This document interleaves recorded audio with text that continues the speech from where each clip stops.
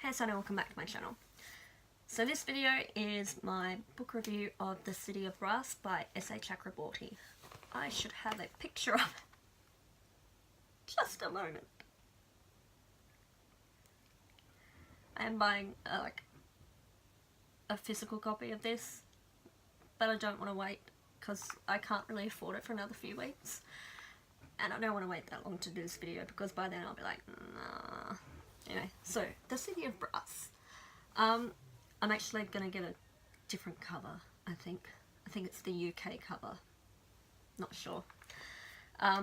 So it's a YA historical fiction fantasy novel.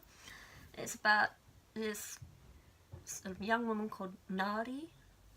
That's as close as I can get to the pronunciation.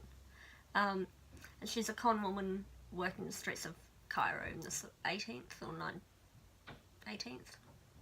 Late 18th century, I think it is. Something like that. Anyway, she doesn't believe in magic, despite the fact that she has clearly magical abilities in terms of like healing, or ability to recognize things.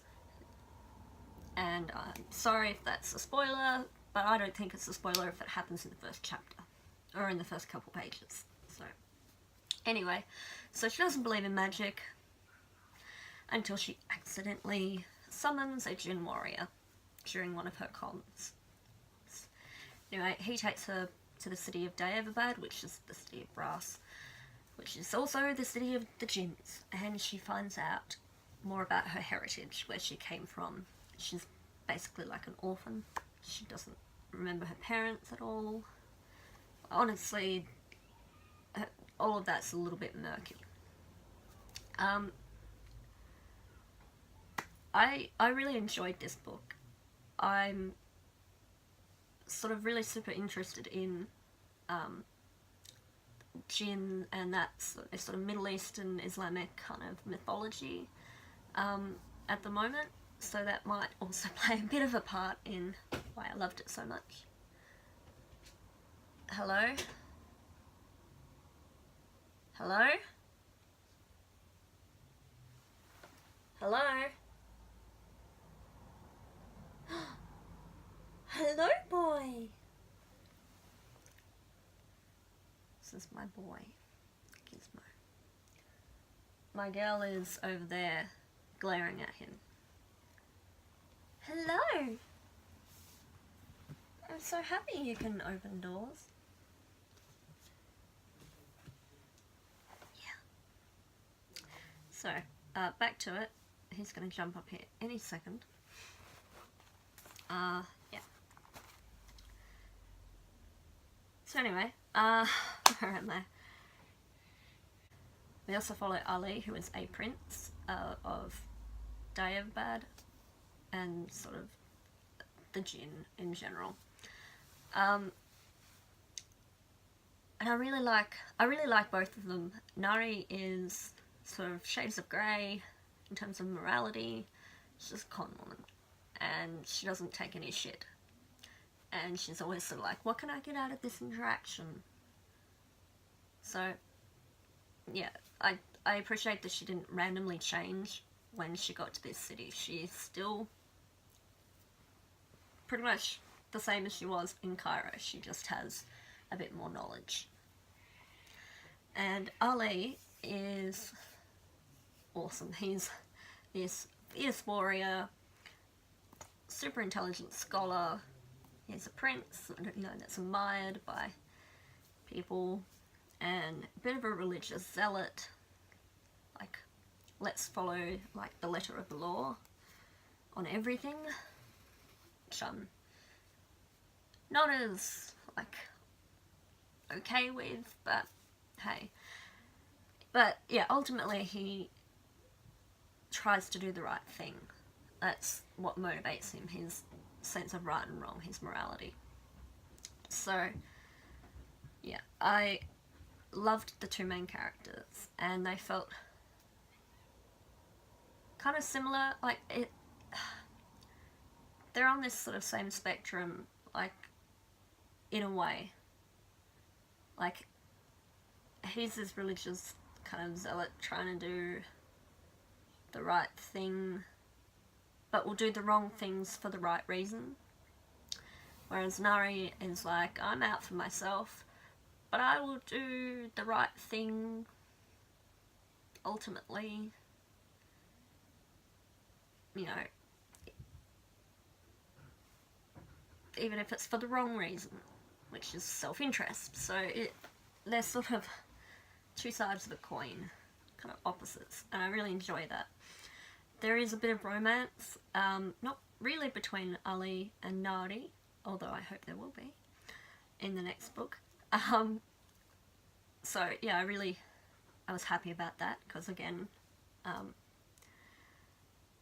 as I've said in other videos, I'm not a huge fan of romance. I'm like, don't let the romance get in the way of a perfectly good plot.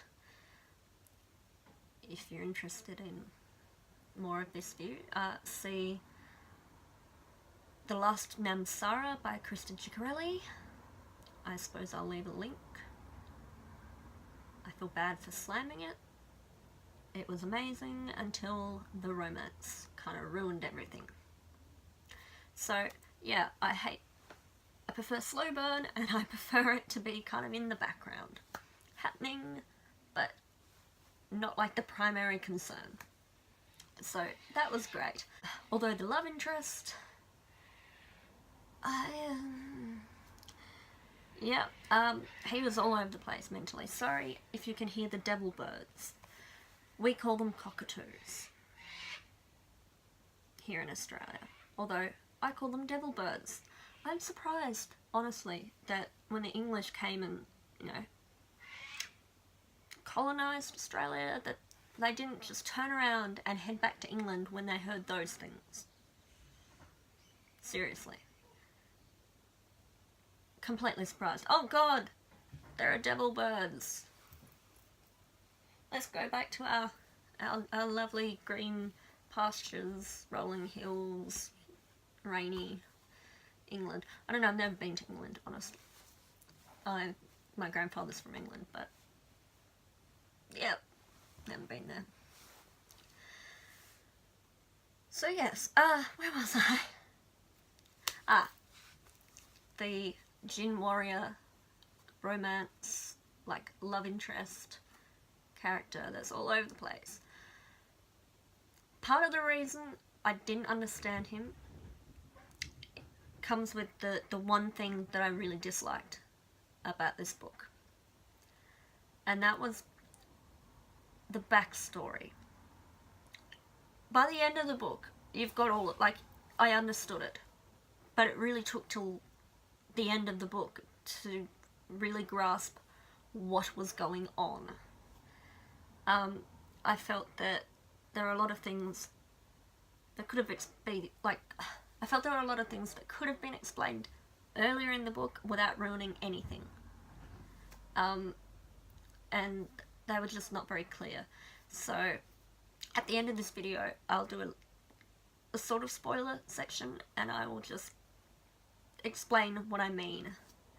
Like, exactly. I'll just explain what I wish someone had told me at the beginning of the book, like the author, for example.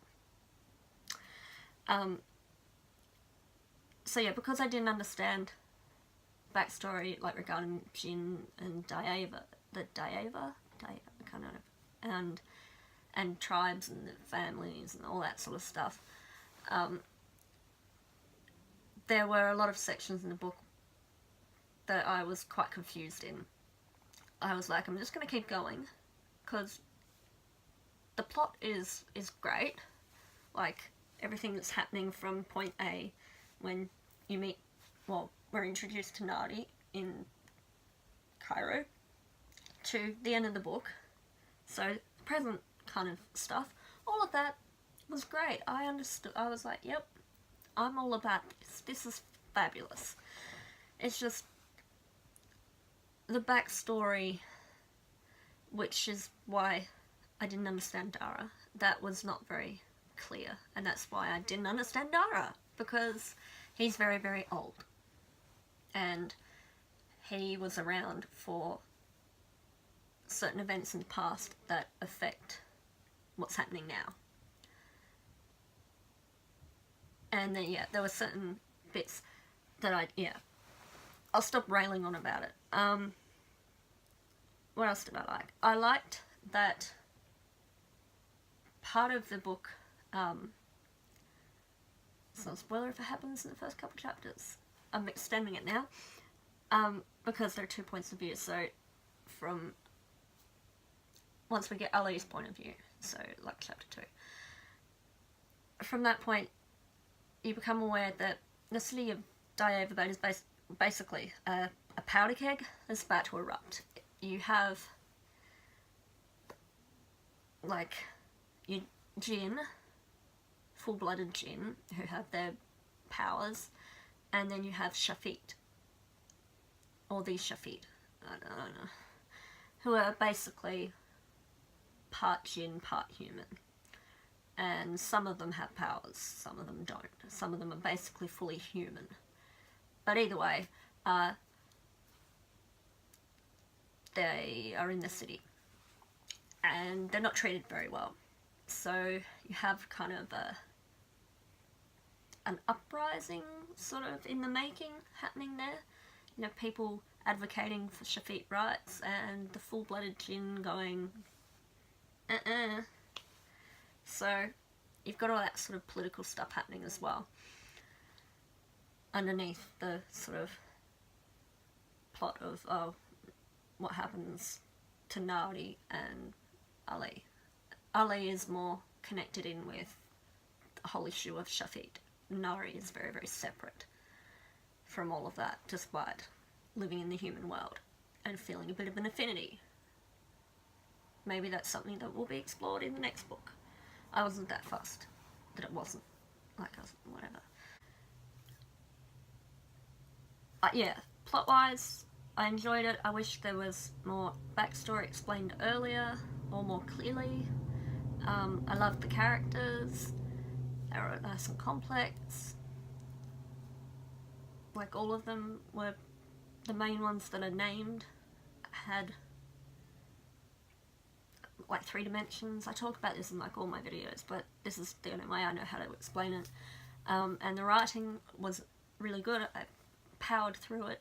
Like, I could, like, if I could have stayed awake for like 24 hours straight, I just would have.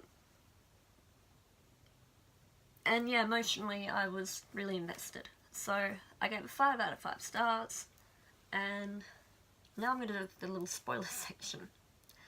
So basically, my issue here was I didn't understand that there were different tribes of Jinn,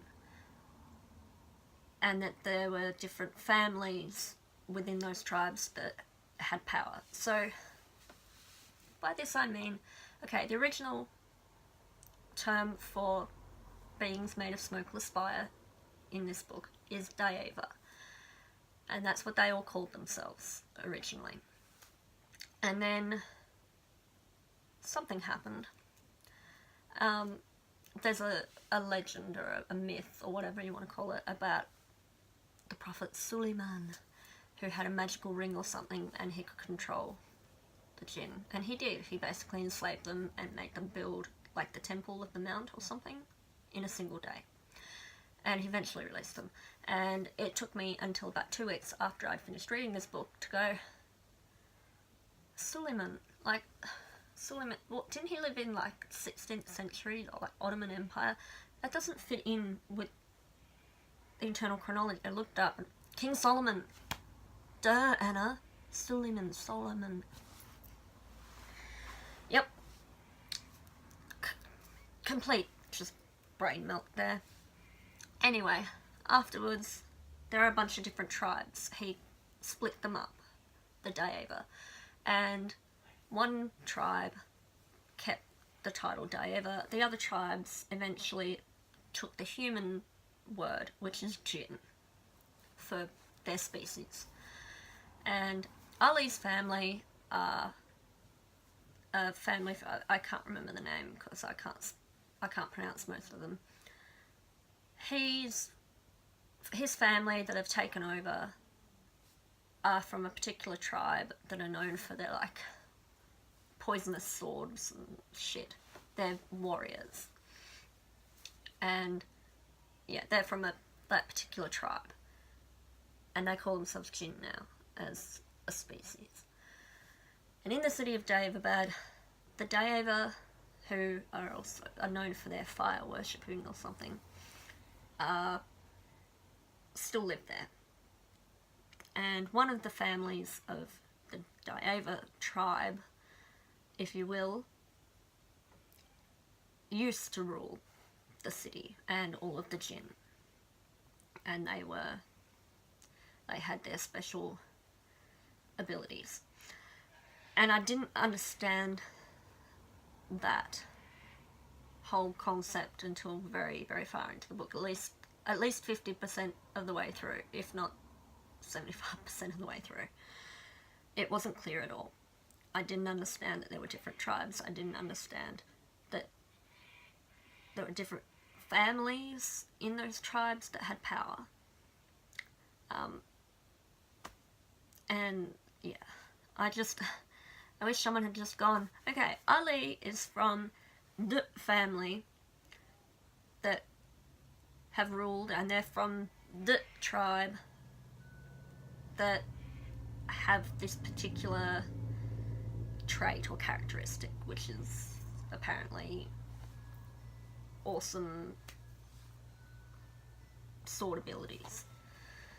So I was confused. Maybe I'm just stupid. Thank you for watching. I hope you enjoyed my rambling, ranty rave. If you did, give me a thumbs up. Subscribe below if you want notifications for future videos. Click the little bell thingy. And yeah, again, thank you for watching. I hope to see you again. Bye.